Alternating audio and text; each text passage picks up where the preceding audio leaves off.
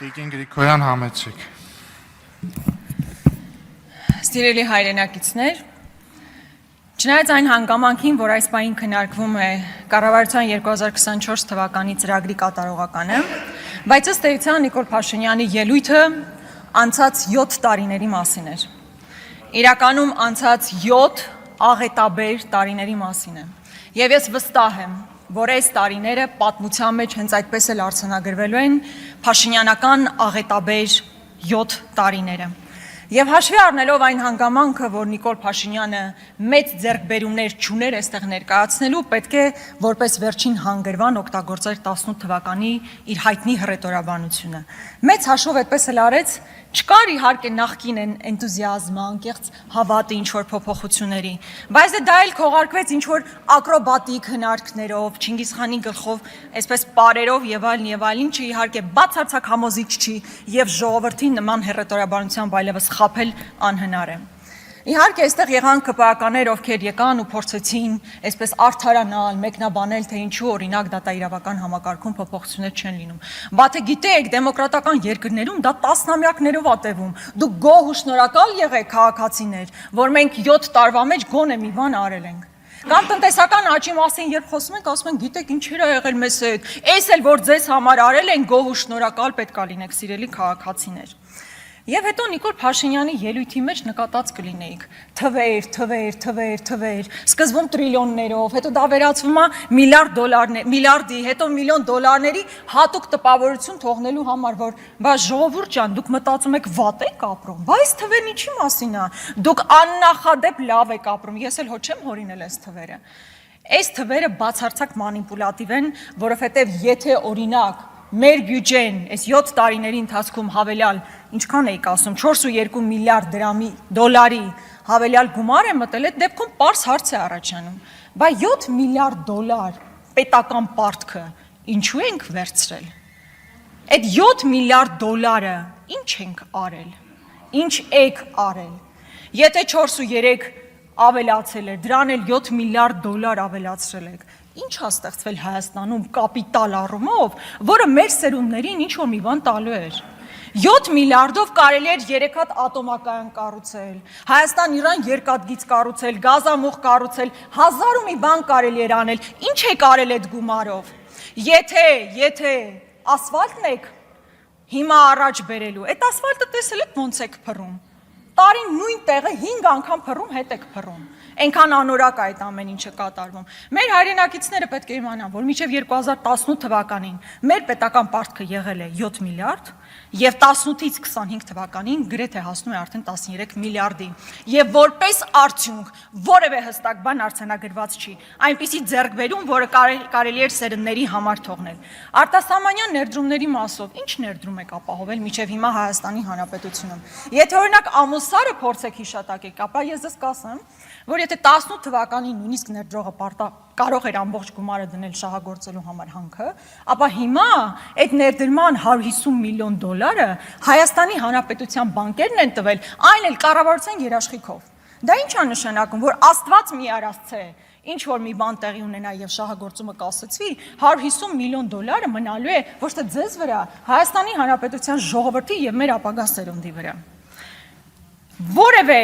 գործարան մեծ առումով չի կառուցվել, չնայած նրան, որ խոստացել էիք, մետաղաձուլարան կառուցել, չկա, գազաբալոնների արտադրության գործարան, Սևանի շաքարում գործարան, հայկական հեռուստացույցների գործարան, Սեպու 1 ավտոմեքենաների գործարան, չկան, այդ ամեն ինչը հայտարարվել է, բայց տեղի չի ունեցել։ Այստեղ անդադար խոսում է, որ թոշակառուները հիմա ինչ-որ լավ են ապրում, որ թոշակները 22%-ով միջինը բարձրացել է, մոռանում են ասեն, որ ինֆլյացիան 25% է, այսինքն գնաճը 25% է, թոշակառուների գումարն էլ ավելացել է 22%-ով, այսինքն 18 թվականին թոշակառուն ավելի շատ բան էր կարողանում գնել, քան այսօր է գնում, սա ևս փաստ է։ Եվ հետո հարց է առաջանում, լավ, եթե այդքան բյուջեն լցրել եք, ամեն ինչ իդեալական է,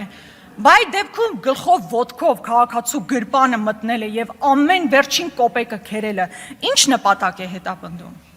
Լավ, այսպես ընդհանուր վերցնենք, էլի, օրինակ 18 թվականից հետո Թունյան Բաբկենենց հարևան Պողոսը, չնայած ոնց հասկացանք դուք արդեն նորակառույց եք տեղափոխվել, այս վերջին ցույցերից այդպես նման մի արձանագրում կարող, եթե սխալվում եմ ամեն դեպքում։ Թունյան Բաբկենենց հարևան Պողոսի կյանքում ինչ է փոխվել։ Ասեմ ինչ է փոխվել։ Նախկինում, եթե իր գույքահարկի համար պայմանական օրինակ 20,000 պետք է վճարեր, հիմա վճարում է 60,000 դրամ 3 անգամ։ Պարոն Գաբրիելյան, մի ընդհատեք տեղից։ Հիմա վճարում է 60,000 դրամ, հաջորդ տարի վճարելու է 80,000 դրամ, 4 անգամ ավել գումար է վճարելու։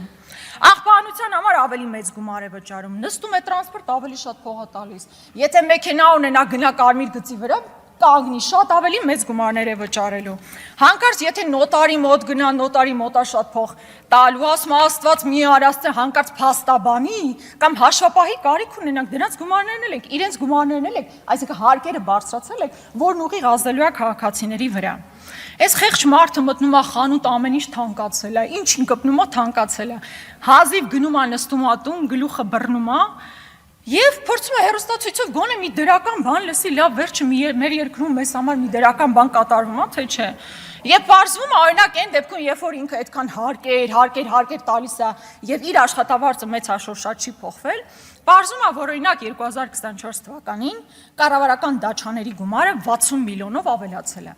Եվ տարեկան 603 միլիոն դրամ գումար տրամադրվում է կառավարական դաչաներին։ Հետո պարզվում է, որ 2024 թվականին 2.4 միլիարդ դրամի ծառայական մեքենաներ է ձեռք բերվում։ Այս խեղճ Պողոսը գլուխը բռնած ասում այ Նիկոլ, 18-ին երկուսս էլ վարչապետ էինք։ Հիմա այս մի վարչապետը աշխատում է այդ գույքահարկն, այս մեկն է, տակը փող չի մնում հազիվ ապրելու։ Նիկոլ Փաշինյանի շարասյունը ավելանում է, նրա կառավարական դաչաների գումարները ավելանում է, ճոխ ու շռայլ մարդիկ ապրում են, վայելում են։ Միակ տարբերությունը, որ իր կյանքում եղել է, դա է։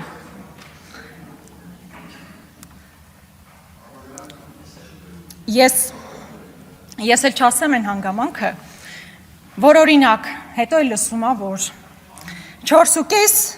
անիֆից, այո, 4.5 միլիարդ դրամ տրամադրվել է ֆլայ առնան ստեղծելու վրա, վատ նվելա, կորսվելա չկա, դատական հայցնել շալակել ենք։ 1.5 միլիարդ դրամ Ավինյանը իր կնոջ ընկերուհուն է տալիս։ Այնտեղ բանի դասարանցուն էլ ոնց որ 1 միլիարդի չափով գումար է տվել։ 2.7 միլիարդ դրամ Մոսկվա գրասենյակ է ուղարկվել։ Այնտեղ հարցում ենք անում, ասում ենք, ինչ պատասխան եք տալիս, ինչ որ արդյունք ստեղծվել է, թե չէ։ Որևէ պատասխան չկա։ Այդ անիֆում պարոն Եղոյան, տասնյակ հազարավոր դոլարով մարդիկ աշխատավարձ են ստացել։ Լավ, ձեզ չի հետաքրքրում այդ տասնյակ հազար դոլարով աշխատավարձը։ Եկել պարոն Գաբրիելյանն ասում է, մի քանի 100,000-ով ավելացվել է։ Տասնյակ հազարավոր դոլարներով մարդիկ գումար են ստացել, ոչ մեկ չգիտի այդ մարդիկ ով են։ Ու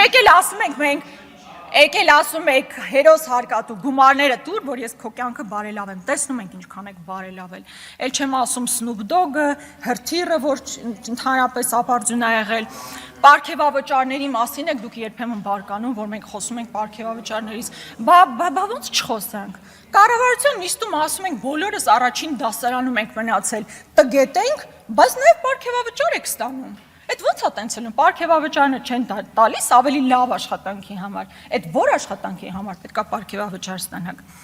Հետո ինձ դուր չի գալիս նաև այդ ձեր տոնը քաղաքացիների հետ այդ մունաթի, որ բա դուք չեք աշխատում, դուք չեք անում, ասենց անընդհատ մունաթ է գնում ժողովրդի վրա։ Ուզում հասկանալ, էլի 10 թվականից այս կողմ քաղաքացուն ինչ եք ասել, որ չի արել։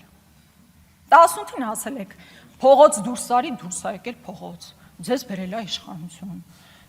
20 թվականի պատերազմին ասել եք կամուֆլյաժ բրոնիժիլետ վերցրու գնա պատերազմ, գնացել է պատերազմ, վերջում ասել եք դասալիք եք դուք ժողովուրդ։ Հիմա հարկերը բարձրացրել եք, մարդիկ չեն կարողանում ապրել, գալիս են ցույց են անում, վրաները թքում եք, էլ համբալ եք ասում, էլ չգիտեմ ինչ եք ասում, էս ինչ վերաբերմունք է ժողովրդի նկատմամբ։ Բայց մեծ հաշվով ժամանակս քիչ է մնացել։ Երբեմն հեկտարների մասին, վերադարձի մասին խոսք է գնում։ Ու այս համատեքստում մենք 240 կիլոմետր տարածք ունենք օկուպացված։ Այդ նույն պատվախնդրությամբ դրա մասին խոսեք, դրա համար ինչ-որ բան արեք։ Բայց քանի որ ժամանակս ավարտվում է, ասեմ հետևյալը։ Նիկոլ Փաշինյանի 7-ամյա